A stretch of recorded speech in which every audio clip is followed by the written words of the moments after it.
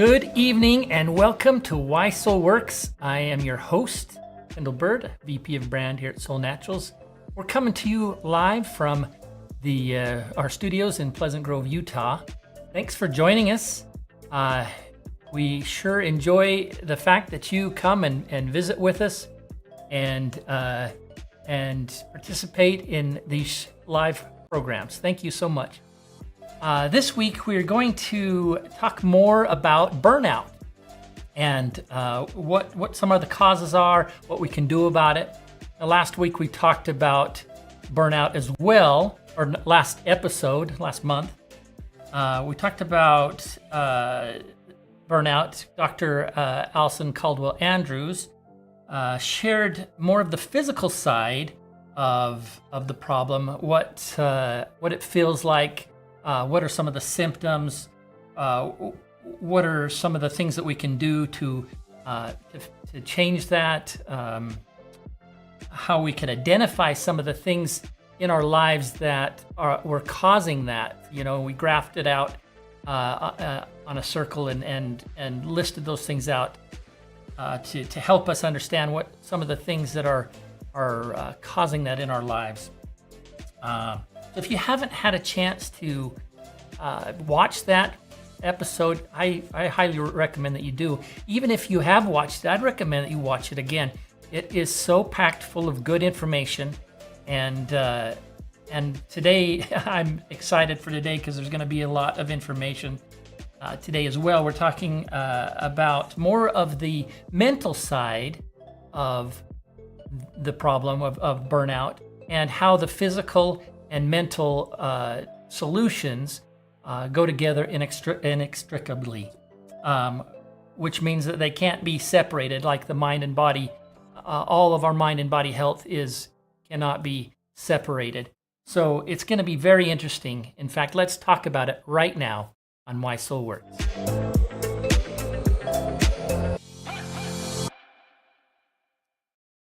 As I mentioned, Dr. Alison Caldwell-Andrews was our guest presenter last month on Why Soul Works, and she is here again this episode to talk to us. She is a former research faculty at the Yale School of Medicine. She received 2 grants in mind-body medicine. She published 30 articles in medical journals. She's a reviewer of many medical journals. She's a licensed clinical psychologist, and she's currently faculty at Southern Virginia University. And she is our scientific advisor here at Soul Naturals, and we get a lot of the things that we talk about on this program from her, whether Greg's presenting it, Greg Halliday is presenting it, or she is specifically. We get a lot of that information from her, and so we're thankful for her, and welcome, Alison. Welcome, Alison. Hello, Kendall. Hi. Hello, my soul fam. Thank you for Great joining to be us here tonight. It's so great to have you. It's almost always like you can't great stop me. How are you? I'm awesome. I'm having a great day. Good.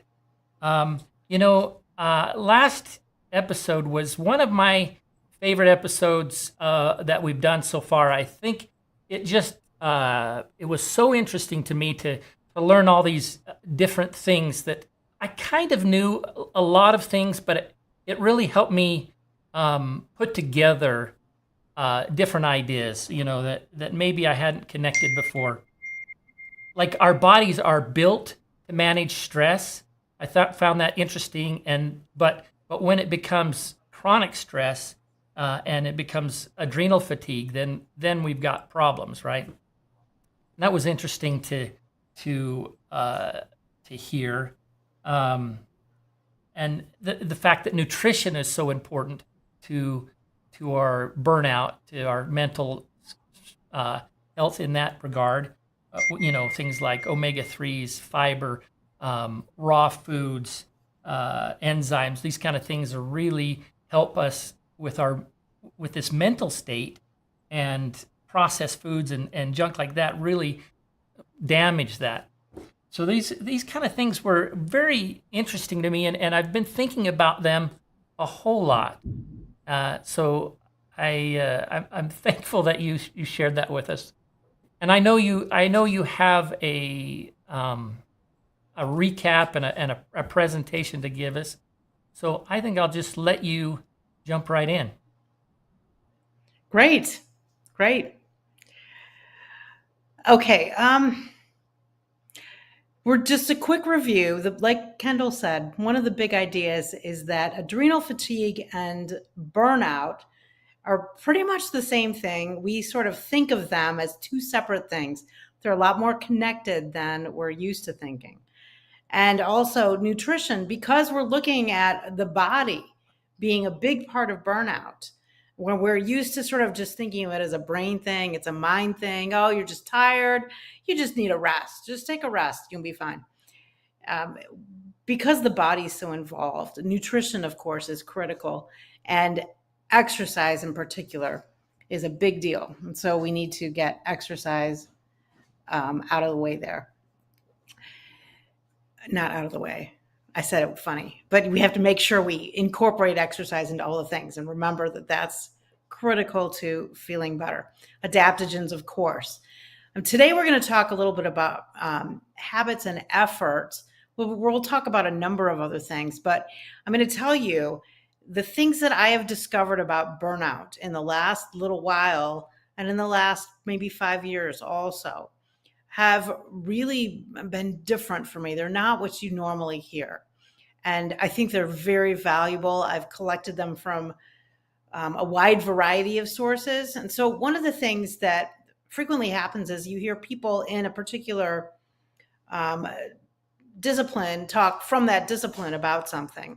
And what I'm finding is that being a holistic practitioner and a holistically oriented clinical psychologist, I have more sources to look at because of, my willingness to cross the boundary or cross lines in terms of different fields of study. And so that's a huge benefit because I find out more stuff. It's kind of cool. So are we connected still? Okay, great. And so the first thing I'm going to talk about is this idea of, would you just try harder? This is what a lot of people do when they're burned out. Now, here's one of the things I'm going to talk about burnout, and that is that people who are burned out are not stupid, okay? They know how to take care of themselves. It's not like they're going, oh my gosh, who knew? I should sleep, right? Of course they know what to take care of. It's just that they're not doing it for other reasons. And so a lot of times, people get sucked into this idea of I'm like special. So I can try harder and it will work. Or I can try harder and not get burned out like all these other people. And so this idea of just trying harder, that might be more typical of people who tend to get burned out and they feel like if they just work harder, they can solve the problem. So one of the problems is that they're thinking that they have to solve all of the problems. This is common. We think, oh, I have to fix it. And so people who tend to burn out tend to have that mentality of, okay, I can fix it or I have to fix it. It's up to me to do the fixing. And so they will try harder. And so that's kind of typical for people who do get burned out. You also want to make sure that you're differentiating between just try harder and when you really do have to try harder. One of the truths in life is that you're doing the best you can, and at the same time, in some areas at least, you have to try harder and do more. Both of those things are true at the same time. And it might feel weird to kind of think about it, but let yourself just kind of muse about that for a little bit. You're doing the best you can, and at least in some areas, you have to try harder and do more. And so people who are burned out, they do know how to take care of themselves, and they don't live that way. For some reason, they don't actually do the taking care of themselves that they know that they should do. They don't live according to that knowledge. It might be one reason is they feel like they need to fix those things. They're the ones that are responsible. And one of the things, in fact, I talked to somebody just today about this principle, which is that you can't take responsibility for other people's incompetence. I'll say that a couple times so you can hear it. You can't take responsibility. You are not responsible for other people's incompetence. However, if you go and rescue them so that they can continue being incompetent, well, then you become a little more responsible for it, right? And so as we help lead and manage people, one of the things to keep in mind is that you want to help people learn, and that means that you're not going to go do the job for them. One of the things that makes people burned out is they go do the job for the person, and they think, well, I can do it. It's faster for me to do it. I don't have to spend as much time teaching. They're not going to get it. This is frustrating. I've already told them 4 times or whatever it is. And so you think, oh, well, I'm just going to go do it. And I'm a hero for doing it or something. But then what's happening is you're teaching them that, hey, it's totally okay for you to be incompetent because I'll go clean it up. And then they end up burned out, right? And they are kind of, at that point, they are kind of responsible for the people's continuing to be incompetent. Okay, next slide. We do all this kind of thinking gymnastics. You know, like when you're trying to get along with somebody who's just not interested in getting along with you, I kind of talk about you're turning backflips, trying to figure out which button to push. Those are gymnastics that you're doing to try and get along with people who are not interested in getting along with you. There's thinking gymnastics that we do for burnout, and burnout's not interested in getting along with us. And so you might think, well, I have more of a duty to do it this way than other people do. And you might complain and say, you know, oh, I have all this stuff that I have to do. And you're doing it really because you're choosing to. You might think, well, I have to. But what's happening is other people are not allowed or encouraged to do their part because you just take it over, you take it on, thinking that you have more of a duty than other people to do those things. Or you think I can't count on people anyway. So if it's not going to get done, I have to do it or it just won't get done. Delegation is for wussies. Delegation is actually difficult. Delegation is a skill, and learning how to delegate well requires a lot of practice and a lot of skill. Unfortunately, what a lot of people do is they try it a little bit and then people fall apart. It doesn't work. And so they give up on delegating. Well, whereas delegating can be extremely useful. You just have to know how to do it and be well practiced and humble. Sometimes people feel like they have no value unless they're doing stuff. So they feel like I have to show my value by doing more and more. I certainly understand that one myself a little bit too much. You know, I have to do more so that people still like me. It's kind of like, yeah, well, I did all that stuff, but that's yesterday. Now, and what have you done for me lately, like today? And so I'm like, oh my gosh, I got to do something for you today, right? I got to show my value by doing more. I'm not enough, but I can be enough if I just do more. And maybe this resonates with some of you. And so if it does, it's kind of think about it. It's important to think about and really look at what is my motivation for doing some of the things that are kind of outside the box here. Okay, next slide. I have this analogy for a bottomless pit that I use in therapy. And it's one of my favorite things to do. So what I do is I actually have a little blue circle of construction paper, and I put it in the middle of the room, and I say, okay, this is a bottomless pit. You know, if I had this picture, that would be even better, but I don't have this picture. I just have my blue circle.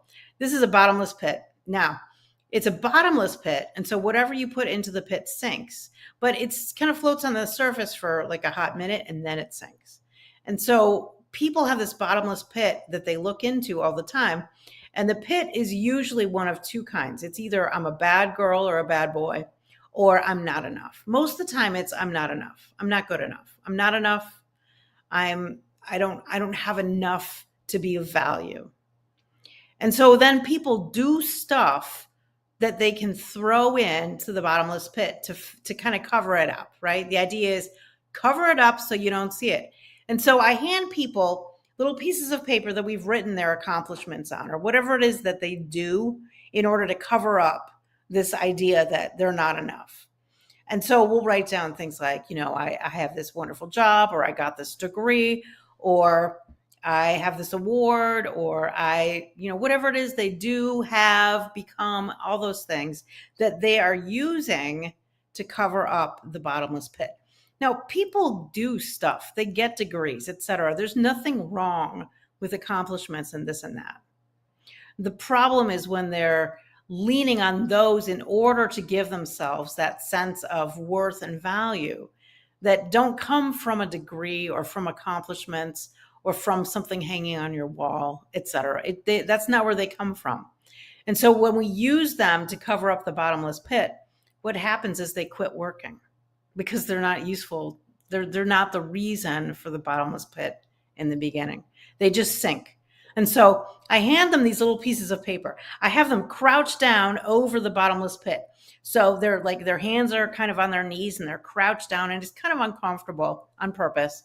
And then I hand them all these things that they have that they use to cover up that uncomfortable feeling of I'm not enough. And so they'll throw those onto the blue paper, right? And so you may be like, I have an accounting degree, I have a great job, I make my own yogurt, I don't know, whatever it is that they're doing. And then we look at these things and they all land on the blue paper or in the bottomless pit. And I say, of course, these all sink. And then you're left with this bottomless pit of I'm not enough. And so you keep trying to throw stuff on there, but it all sinks. It doesn't work.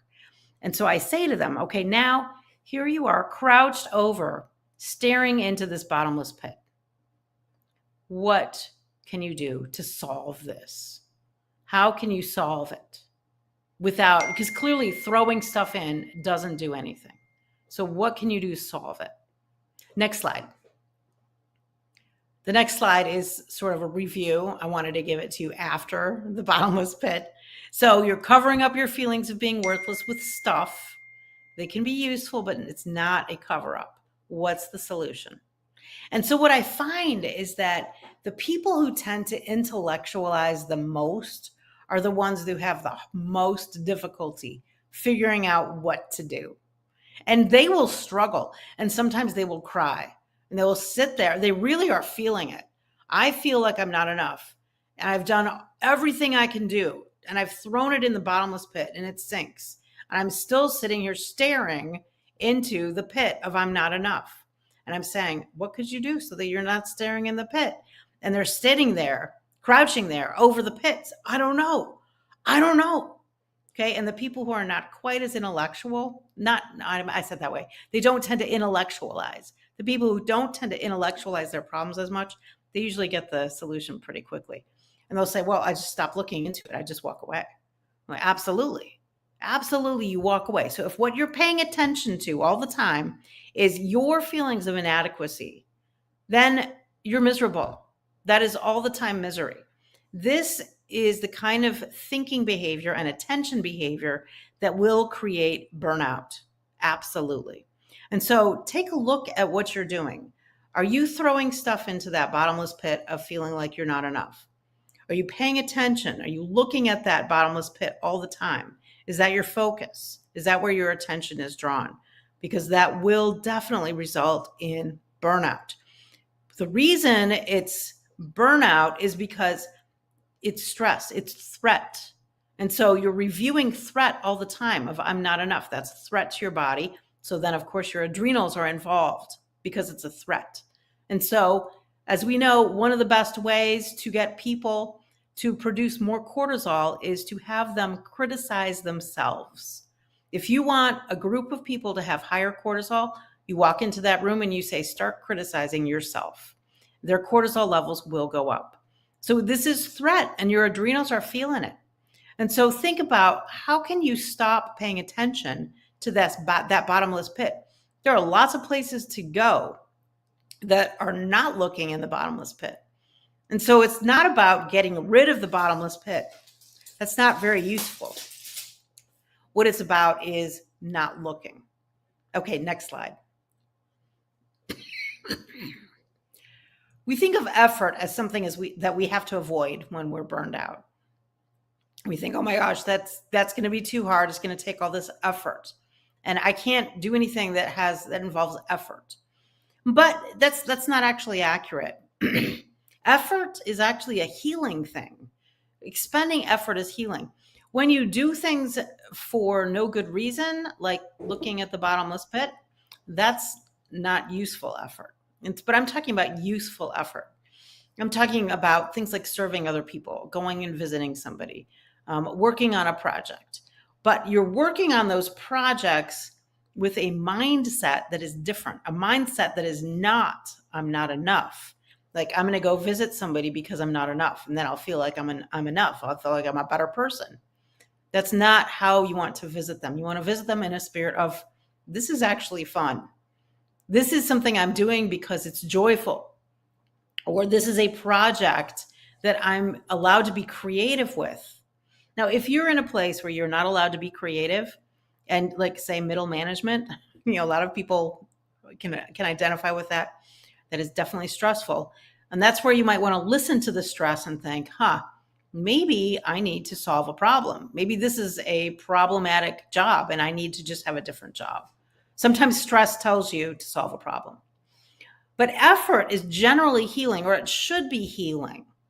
Effort that we expend where we feel like our efforts are not useful, that will burn you out. But when you feel like your effort is useful, that should be healing. So overcoming burnout doesn't involve doing very little. It involves doing some things in an effortful way. So where you're not beating yourself up, where you're turning work into fun. You're maybe gamifying a little bit. I love to gamify things for people and kind of change the way they think about them. Okay, next slide.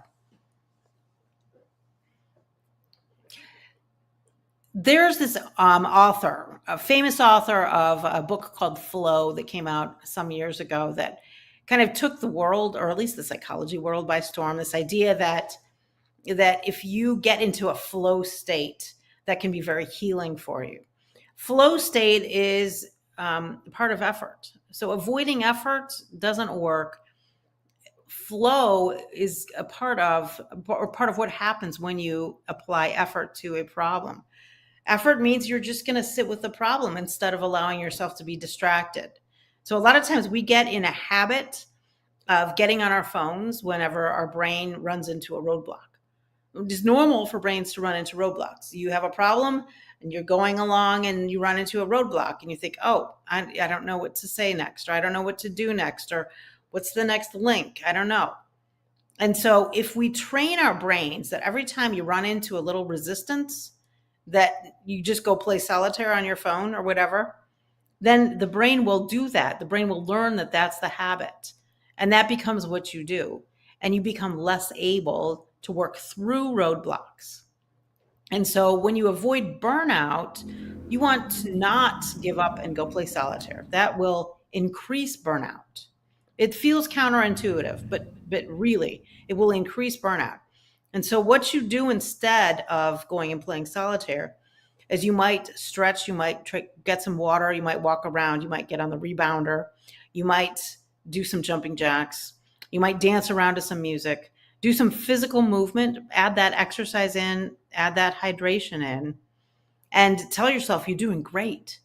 Look at this. I am going to work through this roadblock. I'm going to work through it and figure it out with the help of exercise and the help of some hydration and positive reinforcement. And then you just go back and you think, okay, I can do 5 more minutes. I can do 5 more minutes of work on this. And 5 minutes usually it turns into a little bit longer time. Or if it's just 5 minutes, fine, get up, do a little more exercise. Allow yourself to keep working instead of stopping. So avoiding effort doesn't help. The best moments usually occur when a person's body or mind is stretched to its limits in a voluntary effort to accomplish something difficult and worthwhile. I love that quote. Write that down, put it on your fridge. If you can't stretch, that's what we're doing. You're trying to stretch. If you can't stretch because you are already burned out, which means you have lost your flexibility, then you need to go slow and restore your functioning. And so you might think, okay, this is the goal. Eventually I'll get there. But for now, I have to do a little stretching. Everyone well, maybe not everyone, but many of you have probably run into some sort of physical injury or something that has gotten in the way of your movement. And then when you get back to moving, you have to stretch more and you have to go slow. Otherwise, you injure yourself. So, just like this, if you're burned out, you have to go slow to restore your flexibility. You have to start with some stretching. And so I use this rubber band analogy. I usually use this mostly for boundaries, but it's the same principle. When you stretch a rubber band, you've got some nice flexibility at first. But if you hold it stretched out, like you've probably all done this, you put a rubber bag around a rubber band around a bag, and that rubber band sits there maybe for 2 years, and then you come back and you find the bag and you're like, oh yeah. And the rubber band at this point has zero flexibility and it's just brittle and it breaks practically when you touch it. And so you can't stay stretched. Even if you have the capacity, staying stretched wrecks your flexibility and your rubber band will break. And so what you have to do is return to your regular shape. So you keep a rubber band working when you use it, and then you stop using it. And so you can stretch a little beyond capacity, but you have to stop stretching. You can't be stretching all the time. All right, next page. So here I've got stretch responsibly. So just like with your body, you want to develop resilience. And we know that you can develop resilience. Stress is and trauma. These are things that you can develop resilience with. And so the more you can help your body calm down with stress, the more your body can become more resilient to more stress. Same thing. You can stretch and stop stretching and stretch again and stop stretching and develop resilience because you're listening to your body and you're helping yourself calm down and see, we're not talking about threat here. Okay, next page. New thinking for burnout is it's less multitasking and more deep work. So this may be a brand new idea for many, many people out there. I did some reading and some kind of like a dive into deep work this year, and I'm finding this is a life-changing idea, and I'm going to be doing deep work throughout the year. I find that when I teach, I do a lot of multitasking, and much of the time, multitasking is important. You have to do it.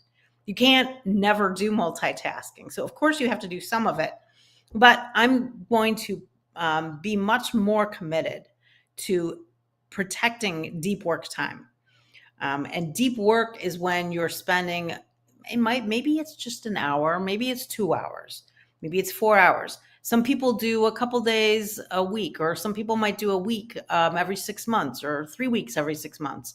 They might go off into the woods like Thoreau, or they might just find some time in their office early in the morning where nobody else is around. You figure out when can you do your deep work. So deep work is not multitasking. Deep work is when you're going to create that flow state where you're going to explore. It might be explore ideas.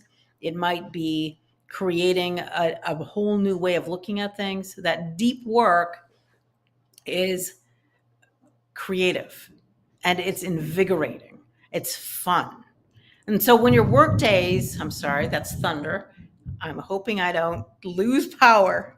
So when your work days are full of multitasking, it tends to be more burning out. By the end of the day, you're kind of a mess. And so, yeah, you need to do some shallow work, but prioritize some deep work also. Find a way to get something done, whatever your schedule can make work. Okay, next slide. Doing habits. I'm such a fan of habits because habits are almost effortless once they're in play. Creating the habits, that's effortful.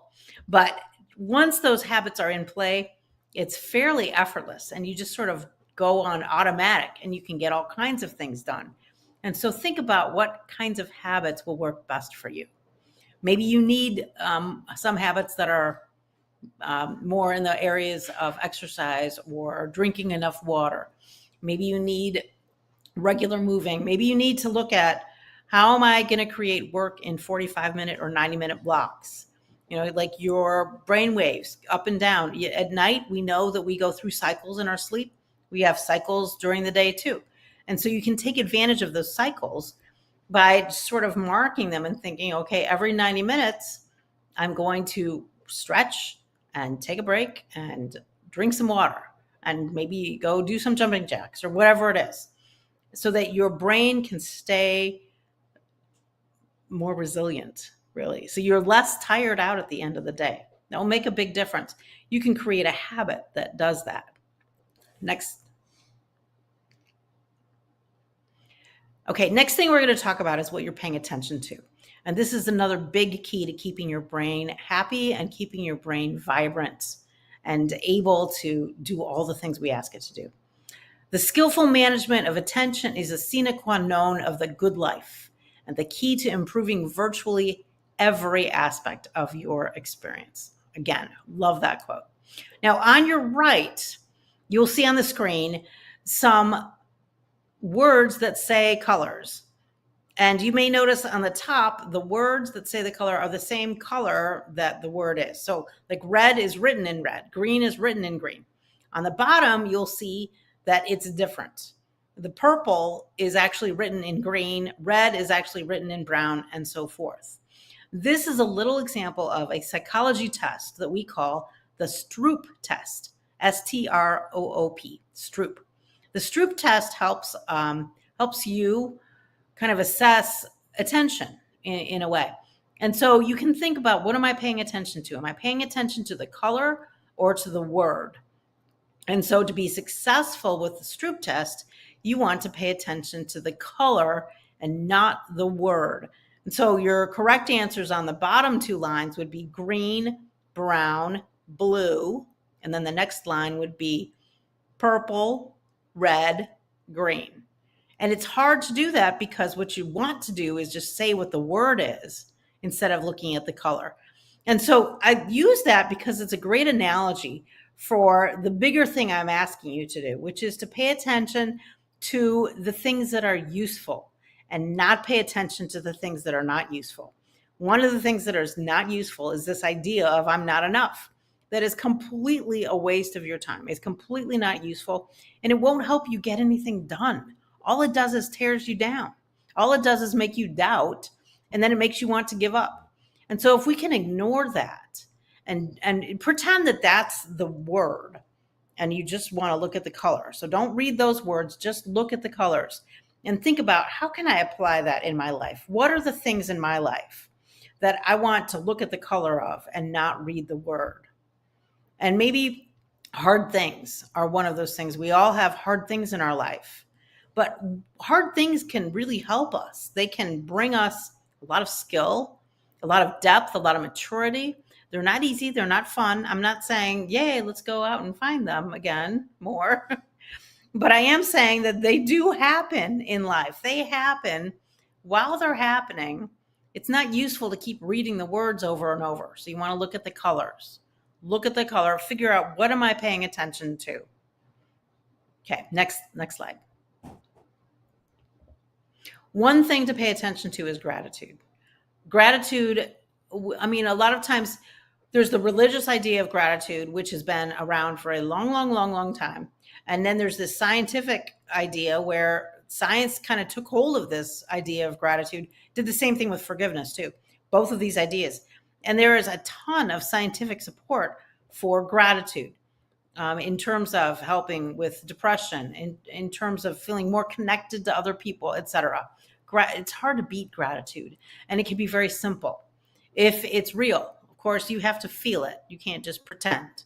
And so if you can list 3 to 5 things a day, and you'll get better at this. Sometimes people think, well, I can really only think of 3 things. And then you just keep practicing, and then you'll get better and better. And pretty soon you could probably list 100 things you're grateful for, and you could feel it. You do that every day, you're paying attention to something that is really profound. Really profound. Practice, you get good. Think about what's going right in your world. You don't need to give equal time to what's wrong and right. You've heard about those. You go to the dinner table and you ask your kids, okay, what were the bad things? What were the good things? There's no need to give equal time. Think about what's going right in your world.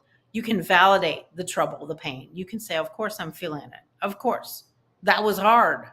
And what else is right with the world? You can listen to solve problems without ruminating. without spending all this energy looking at, well, here's all the ways that this won't work. Here's all the ways I'm not enough. Instead of worry thoughts, create solutions, implement them by paying attention to the right stuff and ignoring the rest. Just tolerate it and walk through it. One way to practice is to think about your body. And this is hard because a lot of times many people don't like their body. And so we can think, well, what are 5 great things about your body right now? So for example, you might think, what are some great things about my feet? What are the ways in which my feet carry me? They help me. Or my fingers, or whatever it is about you. Maybe it's your smile. Maybe you have fantastically deep eyes that really project love to other people. Okay, next. Pay less attention to your circumstances. So your circumstances are the things that are going on around you. It might be your car just blew up. It might be you just lost your job. It might be something. Your brain constructs your worldview based on what you pay attention to. And so if you're paying attention to the fact that your car broke down and your dinner exploded in the stove, I don't know, something like that. I know my husband and I once made this really amazing French onion soup. We thought we'd warm it up in the oven, and we put it in the oven, and somehow our container, our glass container, just shattered. And so we had no French onion soup that night. So if we had paid attention to that, we would have been moaning all night long. Your brain constructs your worldview based on what you're paying attention to. So figure out what you can focus on. Who are you and what do you focus on? This gives you leverage. We used to have this idea, we call it rose-colored glasses, that people who were positive and optimistic, they would just have rose-colored glasses and they were unrealistic. Science has now shown that that's actually not realistic and that they are actually realistic. And so the idea that negativity is more realistic, debunked now. That's not actually accurate. So what you can pay attention to, how can you serve and help others? How can you lift them? What blessings can you have? We think about this book that we've talked about here and again in Soul Naturals, which is called The Go-Giver. And this is a book largely about looking at other people, looking outward out of ourselves. And that's a great place to put your attention. How can I look out of myself? How can I look to serve others? And how amazing this is, not just in terms of your effects on other people, but you're in terms also of the good effect on yourself, in terms of what you're paying attention to. All of this stuff is healing and prevents burnout, or can heal burnout. Okay, next slide. Self-talk. I'm just going to go real brief on this one. I could spend months on this, but you have to have zero tolerance for self-criticism. Just start paying attention to what is happening in your mind, what is going on with that self-criticism. And when it pops up, you just nope it hard, completely challenge, give yourself lots and lots of positive reinforcement. It's going to feel weird. You say, wow, good job. You have spent 4 minutes on this problem when you wanted to give up and play solitaire. Go you, good job. You're going to feel like an idiot. That's okay. Keep doing it, and eventually it works, and you stop feeling like an idiot. Just, you might want to do it by yourself, but you choose. It will work eventually. One thing you can do with this is to make it a little more effective. When you tell yourself, hey, great job, you could pair it with a little tiny reward. So for example, a little, get out like a bag of those Ghirardelli bittersweet chips. I love those. And so then you just get one little bittersweet chip every time you say, good job, go you. And it won't take long. Not even a whole bag's worth of chips. And you will start to find good job, go you, reinforcing by itself without having to have it paired with that little chocolate chip. Okay, next slide. I've got a corral here in your picture. You need boundaries in your life. You need to learn how to say no to things. Like that thing I said at the very beginning, you are not responsible for other people's incompetence. Sometimes we feel like we are. Somebody shows up at our house at the wrong time. and you feel like it's your fault, or you feel like you have to fix the problem, or you have to now change your life to accommodate someone else's mistake, right? You have limited time and attention. There are only so many things that you can be good at and that you can make a difference with. Pick out those things. What are the things that are most valuable for you? What are the things that creates joy? Generally, it is people, connections, family. These are generally your top priorities. Everything else gets put in a corral. And so one easy rule, family is always a priority. Work is always in a corral. Next slide. Leisure time is another thing that that I want you to kind of have new thoughts about. Okay, so back in the day, a long time ago, when I was an undergraduate, we talked about this idea of leisure time, and this idea that leisure time is not always restful for the brain, depending on the leisure it is. So certainly watching TV is not very restful for your brain. We think of it as being restful depending on what you're doing, but generally it's not. So if you think about, okay, here's the deal. You can't work all the time. You know, it might be a newsflash to some of you. Your capacity for quality work is limited, the end. And when you stop doing work each day, you may worry that you're going to, now everything's going to fall apart or you're going to miss out. It's not actually accurate. You don't miss out. You want to start learning how to shut down. So you might want to create a shutdown ritual that leads you through to some leisure time. And so we're going to think about what kind of leisure helps. And it's leisure that is creative, leisure that is healing, leisure that is rejuvenating for your brain. And so sometimes that involves movement. A lot of the times it involves movement. It could be things like sitting around and listening to a story or participating in music. But you want to commit to that leisure, that downtime. When we think of downtime, we think we're not being productive. Our brains will disagree. Our brains will hugely disagree. The brain says, well, you're not being productive when you're just watching TV or you're playing solitaire. Those things are not productive.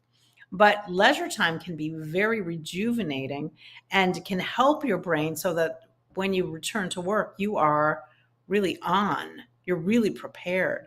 You have a lot of depth available and you have a lot of room where you're not going to be burned out. So what can you commit to in terms of downline? What kind of a shutdown ritual can you create? What kind of leisure time can you commit to? Think about time in nature. Time in nature is very healing. We have a lot of science that supports this now. Next slide. A lot of times people think that this is hard. This is all hard. And so like I had mentioned earlier, use movement to help you ease on down the road.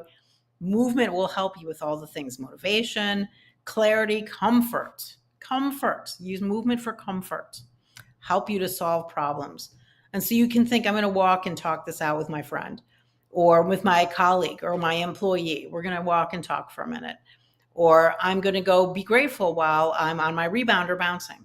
There are lots of ways to use movement to help you do some of these mental things, creating attention, focus, gratitude, etc.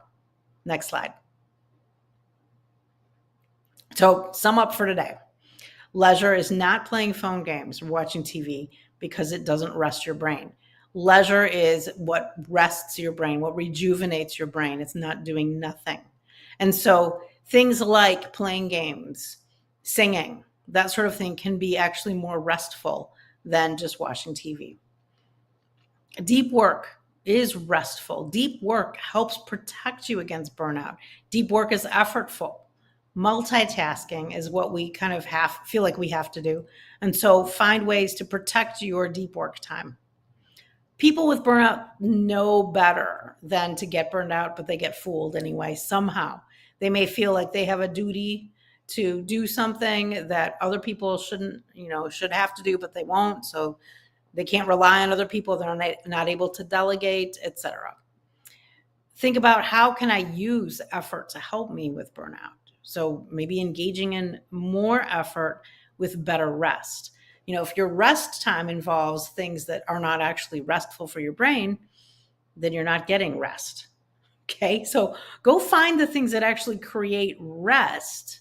I think about a few nights ago, I was with some friends, and I think I laughed harder that night than I'd laughed in maybe a year. And I thought to myself, I have got to do more of this huge, crazy laughter. It is so fun. It's so restful. What am I paying attention to? What habits do I need that I don't yet have that would really benefit me to create? Those sorts of things are what will help you with burnout. Okay, that's all for today. I'm looking forward to discussing this. Man, so much good information. Again, thank you so much. Some of the things that kind of struck me was this idea that just vegging out isn't necessarily the fix, right? It's you kind of feel like you should. You're like, oh, I've worked so hard. Now I just want to go and lay down and watch TV and eat chips, and that's not necessarily the fix. It feels like, oh, I don't want to go take a walk. I'm too burnt out, right? But that's rejuvenating to the mind and to the body, right? And sometimes you have to practice stopping before you're exhausted. I think we talked about that last time. And if you could manage to not be exhausted, then it's a different game. You could think, well, I really could take a walk. I don't have to just collapse on the couch because I got nothing. And so one of the things I had to learn the hard way is there is no virtue to working to the point of exhaustion. I used to think that was the only way to work. You work until you were exhausted, then it was a good day. But that is really a bad idea. So you want to have the energy to be able to go take a walk. Yeah, wow. And this idea of deep work really, really struck me, because when you do that, then it's rewarding and you want to do it. And it's fulfilling, to be able to do something that really is meaningful, right? I think that's what you mean by deep work, right? Well, it could be meaningful. Some of the deep work I do, for example, is I go into the research and I read. I might be reading for 2 hours on a particular subject, or I might be kind of following a little trail and looking up lots of different references, or I might be planning a class. And in that planning, I'm just doing a lot of deep work. I'm not interrupted by phone calls. And so I ignore all of that. I shut it all down and I just only do that one thing that I'm doing. It might be that I'm planning meals for a week. That could be deep work. And I think you have to schedule that into your time, because otherwise you Right. get involved in all this other stuff that just wants your attention, right? So you have to really go, I'm going to do this now. I'm shut my door, or whatever mechanism you need, right, to make that happen. Yeah, it never happens by accident. Yeah. Right. This idea about leisure time, making it useful and interesting to the brain, something that and to the body, really, makes me think about recess. When we were kids and going to school, you'd go to recess, and that was such a powerful thing. I don't think we thought about it much when I was a kid, but my wife, she teaches second grade, and they took one of the recesses away, and she fought for that. She's like, that's not a good plan. She understands that that's so important to their development, to have that time to regroup and refocus. Absolutely. There's a whole book about that idea of PE in schools being really beneficial to your brain. And what they showed, and maybe I've mentioned this before on this, but they showed that what they did was they managed people's schedules. So the kids who had trouble with math all were given their PE class before their math class, directly before. And so they went right from PE to math, and their ability, their performance increased unbelievably, just this huge amount. They changed their high school into a model where PE happened before the hard classes, particularly math. And they took the math assessment that high schoolers take. And while the United States usually is counted as one country, these people in the school district, this was near Chicago, what they did was they asked to be treated as a separate country when comparing math scores. And they were, I think, second or third in the world in their math scores compared to the US, which is kind of way down there, right? And it was because they had made that change of doing PE before math.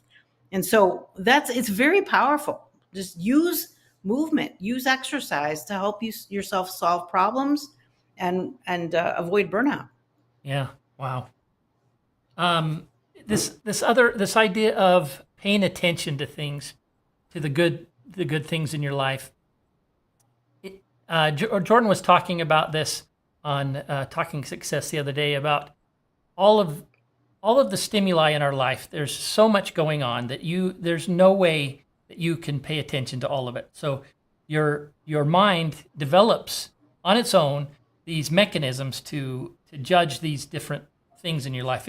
If it's X, Right. then it has to be this, so you don't have to analyze everything as it goes, right? And he described, how you're going to buy a car, and now all you see is that car everywhere, because it's Right. That bias in your mind. And it's true as well, I think, with other things in our life, where if you focus on the things that you want to and you need to, then those things become truer, I guess, in your life. True. Well, yeah, they really do become truer. Because if you think about propaganda, the things you look at the most are the things you start to believe. And so propaganda definitely works. And so use it for you, right? Yeah, true propaganda, true things that you want to look at, Right. gratitude, these things in your life that are great about your life, about your body, your hands, your feet, like you talked about. And then it just, I don't know if it makes it more true, but it makes you realize how true it is, when you focus on it. Cool. Very, very good stuff. Very good stuff. I think I'm going to have to watch the last episode and this episode again, just to get all the stuff that I can do in my life to fix the things that I need to. So I appreciate you. It's a your lot time. to unpack. Yeah. I put in as much as I could. Yeah, you were saying we could do 3 episodes earlier. So yeah, Right. It's really, really good stuff. Thank you so much. You are so welcome. Love to. Always. Yeah. We'll talk to you later. Take care. That was so great. Dr. Caldwell Andrews always does such a great job sharing these thoughts and making really think about all of these different ideas. It just is really great. Now, these videos, these Why So Works episodes, will remain on YouTube, and you can go and watch them anytime. And I recommend you do. These 2 on burnout especially. And when you do, if you find the information useful, go ahead and hit that thumbs up on YouTube, and that'll help to let YouTube know that there's valuable information there, and they'll share that more when people are looking for solutions, and they'll see that and be able to utilize some of that. Now, our next episode of Why So Works is on August 13th, and we're going to be talking about ProBioIQ. Greg Halliday, our president and founder, will come, and he will share his thoughts and a lot of information on that. So don't miss that. That was great information, but that is all we have for tonight. Thank you for joining us, and we'll see you next time on Why Soul Works.